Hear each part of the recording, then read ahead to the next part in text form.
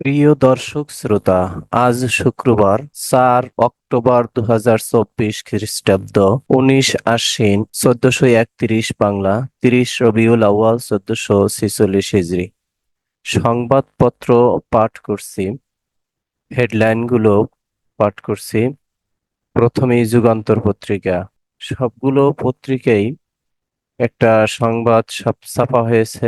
আয়না ঘরের প্রমাণ মিলেছে, জমা 400 অভিযোগ, গুম তদন্ত কমিশনের সংবাদ সম্মেলন। এই সংবাদটা সকল পত্রিকায় ছাপা হয়েছে যে বিগত আওয়ামী লীগ সরকারের সময় গুমের ঘটনা তদন্তে গঠিত গুম সংক্রান্ত কমিশন অফ ইনকোয়ারি শুরুর 13 কর্মদিবসের মধ্যে 400 অভিযোগ জমা পড়েছে। এসব অভিযোগের বেশিরভাগই আগে কখনো করা হয়নি। ভুক্তভোগীদের দেওয়া অভিযোগ অনুযায়ী প্রতিরক্ষা গোয়েন্দা দপ্তরের কার্যালয়ে গিয়ে জয়েন্ট ইন্টারোগেশন সেলের আয়নাঘর সন্ধান পেয়েছে কমিশন। এটি ডিজিএফআই এর সদর দপ্তরের ভেতরেই অবস্থিত। দোতলা ওই ভবনে 22টি সেল আছে, তবে 5 আগস্টের পর সেখানকার অনেক তথ্যই মুছে ফেলা হয়েছে। ঘুষের খবরে তোলপাড়। ডিসি নিয়োগে লেনদেনের অভিযোগে অস্বীকার জনপ্রশাসন সচিবের। অভিযোগ তদন্তে 3 উপদেষ্টাকে দায়িত্ব। তদন্ত কমিটির প্রতিবেদনের ভিত্তিতে সরকার ব্যবস্থা নেবে, প্রধান উপদেষ্টার প্রেস সচিব। 24 ঘন্টার মধ্যে সচিব, অতিরিক্ত সচিব ও যুগ্ম সচিবকে অপসারণ চায় কর্মচারী ঐক্য ফোরাম, অন্যথায় রোববার অবস্থান কর্মসূচি। ডিসি নিয়োগে জনপ্রশাসন মন্ত্রণালয়ের সিনিয়র সচিব ডক্টর মোখলেছুর রহমানের বিরুদ্ধে ঘুষ লেনদেনের অভিযোগ ওঠায় ব্যাপক তোলপাড় শুরু হয়েছে। কেন্দ্র থেকে মাঠ প্রশাসন এবং সামাজিক যোগাযোগ মাধ্যমে এ নিয়ে চলছে নানা আলোচনা। বেশ উদ্বিগ্ন সরকারের সংশ্লিষ্টরাও। বিদ্যমান পরিস্থিতি তদন্তের নির্দেশ দিয়েছে উপদেষ্টা পরিষদ। তদন্তের জন্য 3 জন উপদেষ্টাকে দায়িত্ব দেওয়া হয়েছে। একটি কমিটি করে তা তদন্ত করা হবে।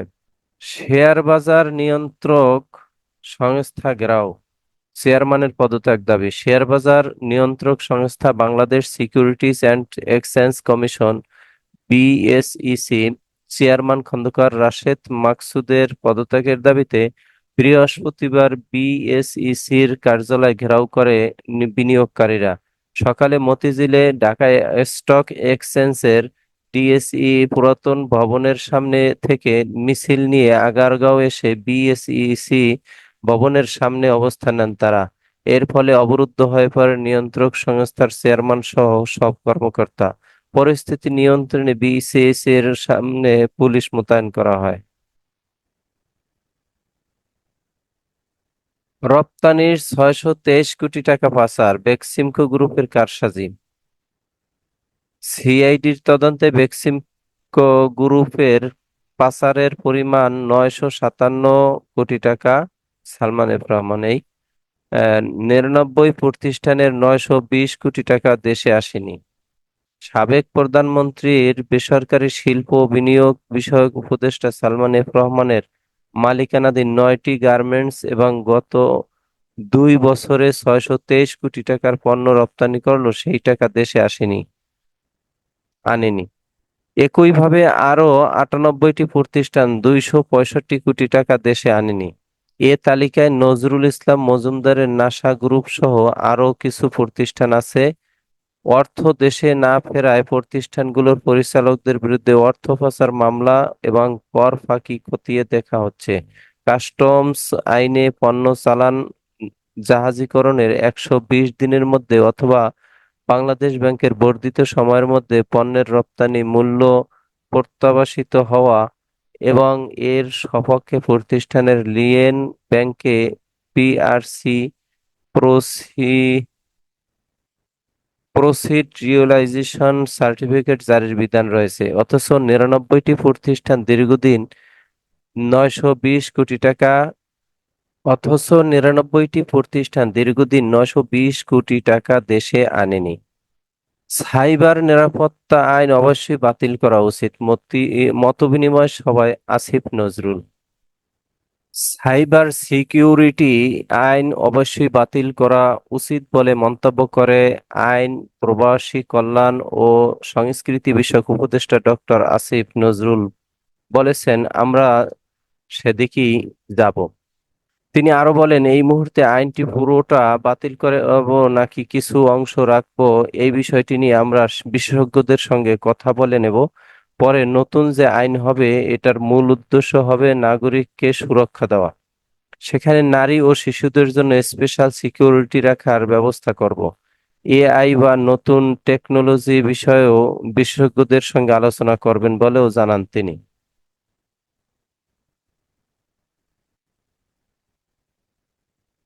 ইসরায়েলি বিমান হামলায় বৈরুতে 9 জন নিহত।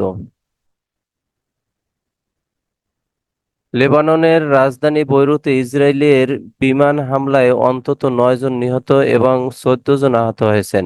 বৃহস্পতিবার ভোরে রাজধানীর দক্ষিণাঞ্চলের দাহিয়ের বাসৌরার বহুতল ভবনের স্বাস্থ্য কেন্দ্রে চালানো হামলায় এ হতাহতের ঘটনা ঘটে। এদিকে লেবাননের 20টি শহরের বাসিন্দাদের অবিলম্বে বাড়িঘর ছেড়ে যাওয়ার হুঁশিয়ারি দিয়েছে ইসরায়েলি বাহিনী। ওদিকে ইরানের পারমাণবিক স্থাপনায় ইসরায়েলি হামলায় না জানিয়ে দিয়েছেন যুক্তরাষ্ট্রের প্রেসিডেন্ট জো বাইডেন। সাবেক খাদ্যমন্ত্রী সাধন চন্দ্র গ্রেপ্তার। সাবেক খাদ্যমন্ত্রী সাধন চন্দ্র মজুমদার গ্রেপ্তার করেছে ঢাকা মহানগর পুলিশ ডিএমপি। ছাত্র জনতার আন্দোলনের সময় তাদের ওপর গুলি করে হত্যায় একাধিক মামলার আসামি তিনি। বৃহস্পতিবার রাতে রাজধানীর বসুন্ধরা আবাসিক এলাকা থেকে তাকে গ্রেপ্তার করে ডিএমপি গোয়েন্দা শাখার ডিবি একটি দল। পরে ডিএমপির মিডিয়া অ্যান্ড পাবলিক রিলেশনস বিভাগ থেকে বিষয়টি গণমাধ্যমকে জানানো হয়। এই ছিল যুগান্তর পত্রিকার প্রথম পাতার সংবাদ। এবারে শেষ পাতার সংবাদ। সুদের হার নিয়ে চীনের সঙ্গে দর কষাকষি। ডলারের পরিবর্তে ইউয়ানে ঋণ গ্রহণ। নিজস্ব মুদ্রায় ঋণ দিয়ে সুদের হার বাড়াতে চায় চীন। এ নিয়ে আপত্তি জানিয়ে বর্তমান সুদের হারের চেয়ে আরো কম সুদ প্রস্তাব করেছে বাংলাদেশ।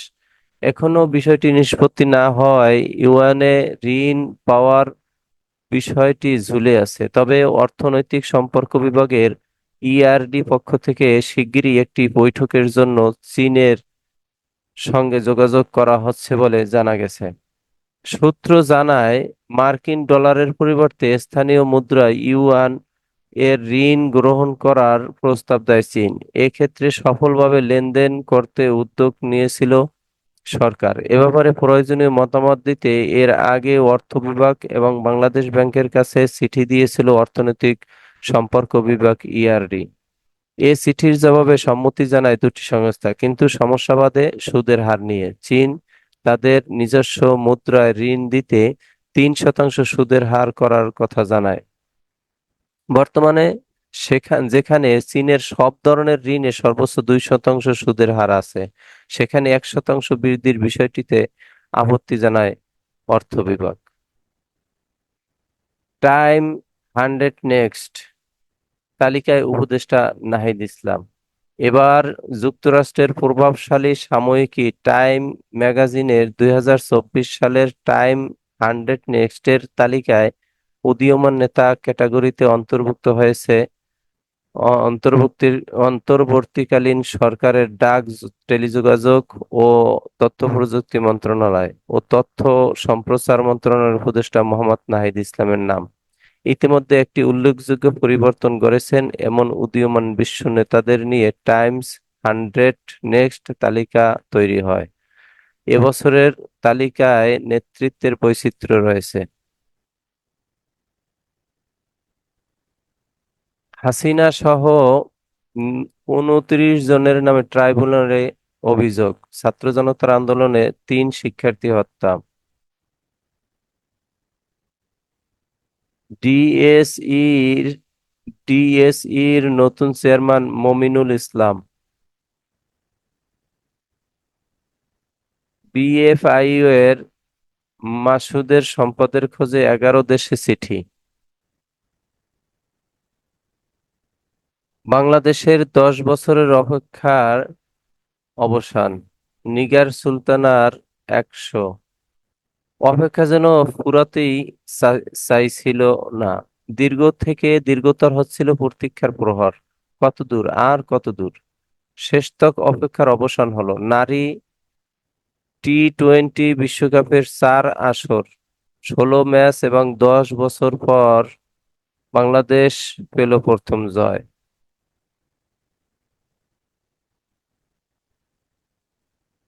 কালীগঞ্জে বিএনপি কর্মীকে পিটিয়ে হত্যা, কথা কাটাকাটির জের। গাজীপুরের কালীগঞ্জে বুধবার ইউনিয়ন বিএনপির আলোচনা সভা শেষে জাহিদুল হক শ্যামল, 52 বছর বয়স, নামে এক কর্মীকে পিটিয়ে হত্যা করা হয়েছে। কথা কাটাকাটির জের ধরে এ হত্যাকাণ্ড ঘটে। নিহত শ্যামল মুক্তারপুর মধ্যপাড়া এলাকার মৃত ইঞ্জিনিয়ার গিয়াসউদ্দিন মিয়ার ছেলে। তিনি ইউনিয়ন যুবদলের সাবেক সাধারণ সম্পাদক শামসুল হক কামালের বড় ভাই।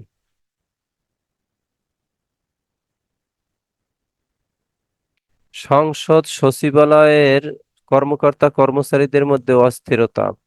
এখনো স্বাভাবিক হয়নি সংসদ সচিবালয়ের কার্যক্রম। গত 5 আগস্ট ছাত্র জনতার অভ্যুত্থানের মুখে সাবেক প্রধানমন্ত্রী ও বিদায়ী দ্বাদশ জাতীয় সংসদের সংসদ নেতা শেখ হাসিনা দেশ ছেড়ে পালিয়ে যান। বিক্ষুব্ধ ছাত্র জনতা গণভবনের পাশাপাশি সংসদ ভবনের ভেতরেও ব্যাপক হামলা, অগ্নিসংযোগ এবং লুটপাট চালিয়ে নিজেদের ক্ষোভের বহিঃপ্রকাশ ঘটান। এর পরপরই আত্মগোপনে চলে যান ওই সংসদের স্পিকার ডক্টর শিরীন শারমিন চৌধুরী। এ অবস্থায় গত 2 সেপ্টেম্বর পদত্যাগ করেন তিনি। 666 কোটি টাকা পরিশোধের রায় প্রত্যাহার, গ্রামীণ কল্যাণ। অন্তর্বর্তী সরকারের প্রধান উপদেষ্টা ডক্টর মোহাম্মদ ইউনূসের গ্রামীণ কল্যাণের 666 কোটি টাকা পরিশোধের রায় প্রত্যাহার করেছেন হাইকোর্ট। 29 আগস্ট রায়টি প্রত্যাহার করে নথি প্রধান বিচারপতির কাছে পাঠানো হয়েছে। বৃহস্পতিবার গণমাধ্যমকে বিষয়টি নিশ্চিত করেছেন ডক্টর ইউনূসের আইনজীবী আব্দুল্লাহ আল মামুন।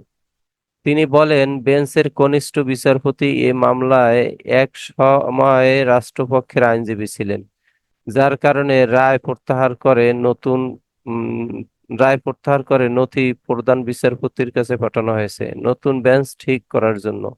তিনি জানেন কনিষ্ঠ বিচারপতি গত 6 মাস শুনেছেন, অথচ তিনি জানেন এ মামলায় রাষ্ট্রপক্ষের আইনজীবী ছিলেন। তিনি শুনতে পারেন না, কিন্তু দীর্ঘদিন হয়রানির শিকার হলেন। বাড়ছে আলু, চিনি ও ভোজ্য তেলের দাম। মুরগি ও ডিমের বাজারে অস্থিরতা। ফের মুরগি ও ডিমের বাজারে অস্থিরতা দেখা দিয়েছে।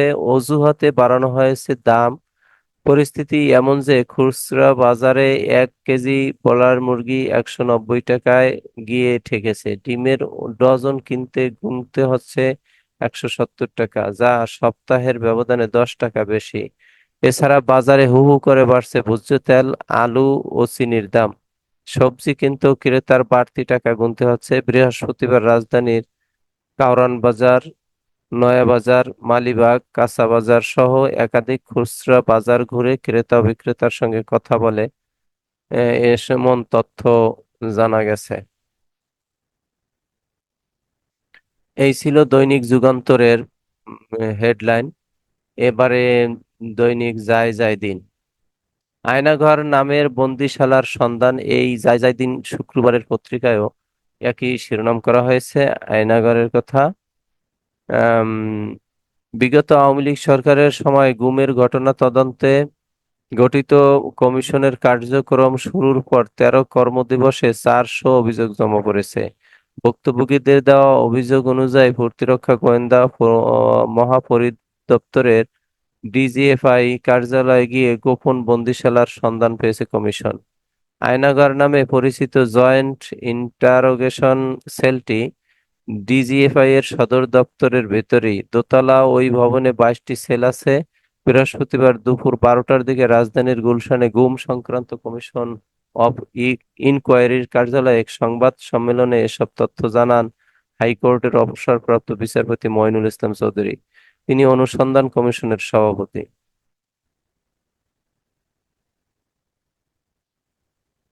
ডিমের দামে নতুন রেকর্ড, ডজন 180 টাকা। এক দশক পর বিশ্বকাপে বাংলাদেশের মেয়েদের জয়, ডিসি নিয়োগে লেনদেন তদন্ত 3 উপদেষ্টার কমিটি। বিন্দু বিসর্গের সত্যতা সে নেই বললেন জনপ্রশাসন সচিব।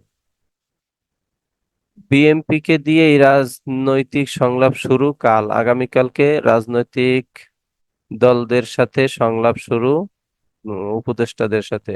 বিএসএফ কে কোনো ছাড় নয়, বিজিবি ডিজি। সড়কে বিকল গাড়ি, যানজটে ভোগান্তি। কারা অধিদপ্তরে নিয়োগ নিয়ে দুর্নীতি অনিয়ম, শ্রমিক অসন্তোষ নেই তবুও বন্ধ 23 কারখানা। টাইম ম্যাগাজিনের 100 প্রভাবশালীর তালিকায় নাহিদ ইসলাম। টাইম ম্যাগাজিনের 2024 সালের টাইম 100-এ অন্তর্ভুক্ত হয়েছে বাংলাদেশের বৈষম্য বিরোধী ছাত্র আন্দোলনের অন্যতম সমন্বয়ক নাহিদ ইসলামের নাম। প্রতি বছর বিশ্বের প্রভাবশালী 100 ব্যক্তির তালিকা প্রকাশ করে বিখ্যাত এই সাময়িকী। টাইম ম্যাগাজিনে নাহিদকে নিয়ে লেখা হয়েছে, বিশ্বের অন্যতম ক্ষমতাধর ব্যক্তিকে নামিয়ে আনতে নাহিদ ইসলামের বয়স 26 বছরের বেশি হতে হয়নি। সমাজবিজ্ঞানের এই স্নাতক বাংলাদেশের প্রধানমন্ত্রী শেখ হাসিনার বিরুদ্ধে দেশব্যাপী শুরু হওয়া শিক্ষার্থীদের আন্দোলনের অন্যতম মুখ। টাইম লিখেছে, অনেক প্রতিবাদী নেতার মধ্যে একজন, তিনি দেশের গোয়েন্দা সংস্থাগুলোর মাধ্যমে নির্যাতিত হওয়ার পরেও আরো ব্যাপকভাবে পরিচিত হয়ে ওঠেন। এর কিছুদিন পরই তিনি শিক্ষার্থীদের এক দফা দাবি পৌঁছে দেন, হাসিনাকে অবশ্যই পদত্যাগ করতে হবে। টাইমস আরো লিখেছে, নাহিদ ইসলাম বলেন, কেউ ভাবেনি তাকে ক্ষমতা করা হবে। কয়েক সপ্তাহ ধরে চলা বিক্ষোভের মুখে গত 5 আগস্ট দেশ ছেড়ে পালিয়ে যান শেখ হাসিনা। আজ ঢাকায় আসছেন মালয়েশিয়ার প্রধানমন্ত্রী আনোয়ার ইব্রাহিম। এইচএসসির ফল প্রকাশ হতে পারে 15 ও 17 অক্টোবর। 15 থেকে 17 অক্টোবরের মধ্যে এইচএসসির ফল প্রকাশ হতে পারে, লিখছেন জায়জায় দিনের। এবারে জায়জা দিনের প্রথম পাতার সংবাদ শুনলেন, এবারে শেষের পাতার সংবাদ পাঠ করছি। নতুন বই ছাপানোর দরপত্র উন্মুক্ত হচ্ছে 7 অক্টোবর। 2024 শিক্ষাবর্ষে 2,12,52,600 জন শিক্ষার্থীর হাতে 9,38,03,606টি বই তুলে দিয়েছিল সরকার। জাতীয় শিক্ষাক্রম ও পাঠ্যপুস্তক বোর্ড এনসিটিবি জানিয়েছে, নতুন বছরে শিক্ষার্থীদের হাতে বিনামূল্যে পাঠ্য বই তুলে দিতে 7 অক্টোবর থেকে বই ছাপানোর দরপত্র মুক্ত হচ্ছে। বোর্ডের চেয়ারম্যান অধ্যাপক এ.কে.এম. রিয়াজুল হাসান বুধবার বলেন, টেন্ডার প্রক্রিয়া শুরু হয়ে গেছে, রোববারের মধ্যে সবগুলো টেন্ডার হয়ে যাবে। একটা টেন্ডার 7 তারিখ ওপেন হবে, বাকিগুলো পর্যায়ক্রমে ওপেন হবে।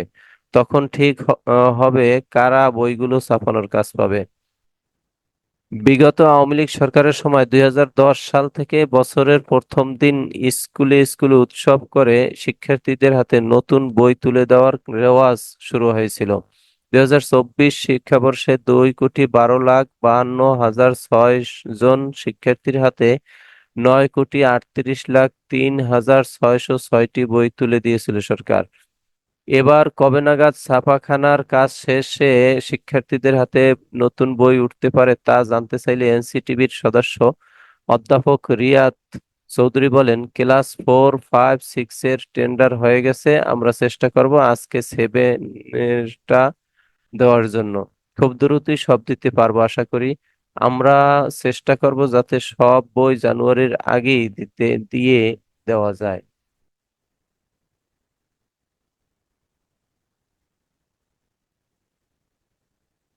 বাংলাদেশের পুলিশ সংস্কারে সহায়তা করবে ইতালি, ডক্টর ইউনূসের সঙ্গে বৈঠক রাষ্ট্রদূতের। ডেঙ্গুতে আরো 3 জনের মৃত্যু শনাক্ত, 1022 জন। বাংলাদেশি অনুপ্রবেশ নিয়ে এবার সরব নরেন্দ্র মোদী। আন্দোলনে শিক্ষার্থী হত্যায় ট্রাইব্যুনালে 3 অভিযোগ, একটিতে হাসিনা সহ আসামি 22 জন। সংস্কার শেষ করে দ্রুত সুষ্ঠু নির্বাচন দিন, রেজভী বলেছেন। খাবারের সঙ্গে রান্না হচ্ছিল তেলাপোকা। ডক্টর ইউনূসকে 666 কোটি টাকা কর দেওয়ার রায় প্রত্যাহার। আমার দেশ সম্পাদক মাহমুদুর রহমানের জামিন। পাহাড়ে হামলা বিচার বিভাগীয় তদন্ত দাবি। জাবিতে 17 সমন্বয়কের পদত্যাগ। জনগণের কাছে দুর্নীতির তথ্য চাইল জাতীয় কমিটি। ছাদ থেকে নিচে পড়ে গাড়ি চালকের মৃত্যু। রাজধানীতে ট্রাফিক আইন ভাঙ্গায় 972 মামলা। শুক্রাবাদে বাসায় বাসায় আগুন, স্বামীর পর চলে গেলেন স্ত্রী। বিদ্যুতের খুঁটি স্পর্শে শিশুর মৃত্যু। এই ছিল দৈনিক যায় যায় দিনের শিরোনাম। এবারে দৈনিক ইত্তেফাক। দৈনিক ইত্তেফাকে শিরোনাম করা হয়েছে জাল সনদে চাকরিতে সহস্রাধিক শিক্ষক। 2025 সালে নির্বাচন নিয়ে অনিশ্চয়তা, ভোটার তালিকা হালনাগাদ নিয়ে জটিলতা। রাজনৈতিক দলগুলোর সঙ্গে অন্তর্বর্তী সরকারের আলোচনা শুরু কাল, প্রথম বিএনপি। আয়নাঘরের সন্ধান পেয়েছে গুম কমিশন। গুমের অভিযোগ র্যাব, ডিজিএফআই, ডিবি ও সিটিসিসির বিরুদ্ধে। সাইবার নিরাপত্তা আইন সহ সব কালাকানুন বাতিল করা হবে, আইন উপদেষ্টা বলছেন। টাইম সাময়িকীর 100 উদীয়মান প্রভাবশালীর তালিকায় নাহিদ ইসলাম। লেবাননে হামলা জোরদার করেছে ইসরায়েল, নিহত 9। গাজায় প্রধানমন্ত্রীকে হত্যার দাবি ইসরায়েলের।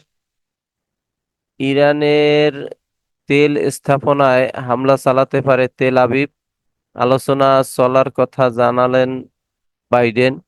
মধ্যপ্রাচ্যে সম্মিলিত গণহত্যা চলছে, কাতারের আমির বলছেন। এই ছিল দৈনিক ইত্তেফাকের প্রথম পাতার সংবাদ। এবারে শেষের পাতার সংবাদ।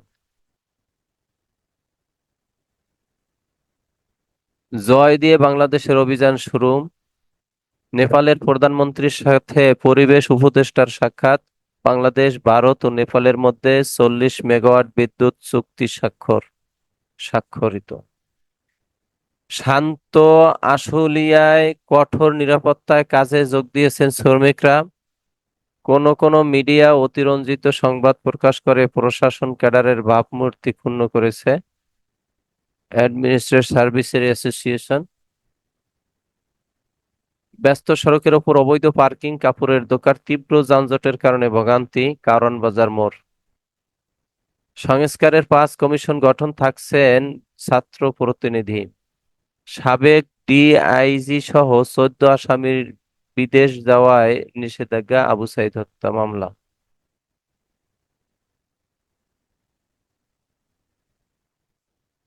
রোহিঙ্গা প্রত্যাবাসন নিশ্চিতে ইউ এর সহযোগিতা চাইলেন রাষ্ট্রপতি। লেবাননে ইসরায়েলি হামলা বন্ধে ব্যবস্থা গ্রহণ করুন, জাতিসংঘকে ফখরুল ইসলাম। মালয়েশিয়ার প্রধানমন্ত্রী আনোয়ার ইব্রাহিম ঢাকায় আসছেন আজ। এই ছিল দৈনিক ইত্তেফাকের শুক্রবারের সংবাদ। এবারে দৈনিক বাংলাদেশ প্রতিদিন। দেশে ঋণ খেলাপের জনক সালমান। পাল্টাপাল্টি ভয়ঙ্কর প্রস্তুতি, খমেনিকে হত্যায় ইসরায়েলি ছক, ইরানের হুঁশিয়ারি, লেবাননে চলছে লড়াই। 13 দিনে 400 গুমের অভিযোগ কমিশনে। মাসুদের বাড়ি 11 দেশে। দুই দেশের সঙ্গে বন্দি বিনিময় চুক্তির অনুমোদন, প্রশাসনে তোলপাড়। ডিসি নিয়োগ কেলেঙ্কারি তদন্তে 3 উপদেষ্টাকে দায়িত্ব। ঘুষ লেনদেনের তথ্য ভুয়া বললেন জনপ্রশাসন সচিব। সংলাপে প্রথম দিনই বিএনপি জামাত। সাবেক খাদ্যমন্ত্রী সাধন গ্রেপ্তার। বাতিল হচ্ছে সাইবার নিরাপত্তা আইন, শেয়ার বাজার বিনিয়োগকারীদের বিক্ষোভ। সংস্কার কমিশনে শিক্ষার্থী প্রতিনিধি। 5 কমিটি গেজেট জারি, 90 দিনের মধ্যে রিপোর্ট। জয় বিশ্বকাপ শুরু মেয়েদের। কারামুক্ত হলেন মাহমুদুর রহমান। ইসরায়েলি হামলা বন্ধে ব্যবস্থা নিন জাতিসংঘের কর্তৃ ফখরুল। পূজা মণ্ডপের দায়িত্বে থাকবেন ৮৪,০০০ কর্মী, শারমিনেস মুর্শিদ। আজ আসছেন মালয়েশিয়ার প্রধানমন্ত্রী। টি8 সম্মেলনে ডক্টর ইউনূসকে আমন্ত্রণ। এই ছিল বাংলাদেশ প্রতিদিনের প্রথম পাতার সংবাদ। এবারে শেষের পাতার সংবাদ। সাইবার ক্রাইমে শিকার ৩৯,০০০ নারী। গ্রামীণ কল্যাণের ৬৬৬ টাকা কর দেওয়ার রায় প্রত্যাহার। বিদ্যুৎ জ্বালানির দুর্নীতির তথ্য চেয়েছে রিভিউ কমিটি। সার্জিস ও হাসানাতের ৫ দাবি। পদ্মার ৩ ইলিশের দাম ২৬,০০০। সীমান্ত রক্ষায় বিজিবি বদ্ধপরিকর, ডিজি। আবারও বেড়েছে ডিমের দাম। কড়া নিরাপত্তায় কাজে শ্রমিকরা। গণহত্যার ২ অভিযোগ নাগরিক কমিটির। হত্যা মামলায় ৫ জনের মৃত্যুদণ্ড। নেপাল থেকে বিদ্যুৎ আমদানি করে বাংলাদেশ। সিলেটে ফিরেছেন নির্বাসিতরা। সেলুনে গলা কাটা দেহ, পাশে রক্তমাখা ছুরি। রেলওয়েতে পুকুর চুরি। ৬ বছরে ১০০ কোটি টাকা লোপাট। জুলুমবাজদের ক্ষমতায় নেওয়া যাবে না, পীর সাহেব চরমনাই বলছেন। ভারী বৃষ্টিতে জলাবদ্ধতা, যানজট। শাখা প্রশাখায় অপরাধ। মাদারীপুরে জাতীয় পরিচয়পত্র পাচ্ছে রোহিঙ্গারা। এই ছিল দৈনিক বাংলাদেশ প্রতিদিনের সংবাদ শিরোনাম। কালের কণ্ঠ। কালের কণ্ঠ শুক্রবার কালের কণ্ঠের হেডলাইন করা হয়েছে, ব্যবসা বাণিজ্যে উদ্বেগ, আস্থার সংকট, বহুমুখী চাপে ব্যবসা। বিএনপির সঙ্গে অন্তর্বর্তী সরকারের সংলাপ কাল। ৫ সংস্কার কমিশনের সদস্য হলেন যারা। পরিবেশ ফেরাতে আইন শৃঙ্খলা উন্নতি জরুরি, নিরাপত্তা চান উদ্যোক্তারা। দ্রুত সমাধান পাওয়ার ব্যাপারে আশাবাদী। জাতিসংঘের কার্যকারিতা নিয়ে জনমনে প্রশ্নের উদ্রেক হচ্ছে, মির্জা ফখরুল ইসলাম বলছেন। মেঘনার হাঙ্গর পঙ্কজ, সাবেক এমপির দুর্নীতি। লেবাননে ইসরায়েলের হামলায় নিহত ৯। দক্ষিণ লেবানন ৮ ইসরায়েলি সেনা নিহত। ইরানের পারমাণবিক স্থাপনায় হামলায় বাইডেনের না। এবার নরেন্দ্র মোদীর ভাষণেও বাংলাদেশি অনুপ্রবেশকারী প্রসঙ্গ। আয়নাঘরের প্রমাণ মিলেছে, মুছে ফেলা হয়েছে আলামত। সংবাদ সম্মেলনে গুম নিয়ে কমিশন।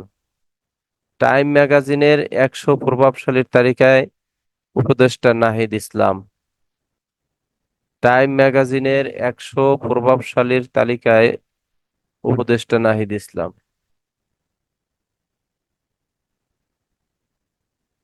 এই ছিল দৈনিক কালের কণ্ঠের প্রথম পাতার সংবাদ। এবারে শেষের পাতার সংবাদ। বাতিল হচ্ছে সাইবার আইন, টার্গেট ছিলেন বিরোধী রাজনীতি সাংবাদিকরা। জাতীয় কবি নাতি কাজী অনির্বাণ আর নেই। জাতীয় কবির নাতি কাজী অনির্বাণ আর নেই। লাগামহীন নিত্যপণ্যের বাজার, ভোক্তারা হতাশ। সরবরাহ সংকটের অজুহাতে সবজির দামে আগুন। শরৎ হেমন্তের শুভ্র ফুল মেলা। মালয়েশিয়ার প্রধানমন্ত্রী আনোয়ার ইব্রাহিম আজ ঢাকায় আসছেন। লেনদেনের খবর ভুয়া, দাবি জনপ্রশাসন সচিবের। ডিসি নিয়োগে ঘুষ। সাবেক খাদ্যমন্ত্রী সাধন চন্দ্র গ্রেপ্তার। মাহমুদুর রহমান জামিনে মুক্ত, আপিল গ্রহণ নথি তলব। টানা বৃষ্টিতে ঢাকায় দুর্ভোগের একদিন। মাসুদ সাঈদী বলছেন, সুষ্ঠু শুধু সুষ্ঠু নির্বাচন নয়, আমরা সুষ্ঠু শাসন ব্যবস্থা চাই। এই ছিল দৈনিক কালের কণ্ঠের সংবাদ।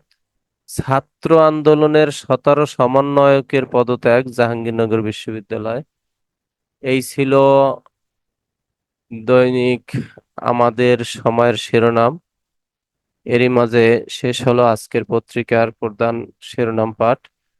আপনারা সকলেই ভালো থাকবেন, আল্লাহ ভালো রাখুক এই প্রত্যাশা কামনা করে শেষ করছি। আসসালামু আলাইকুম ওয়া রাহমাতুল্লাহ।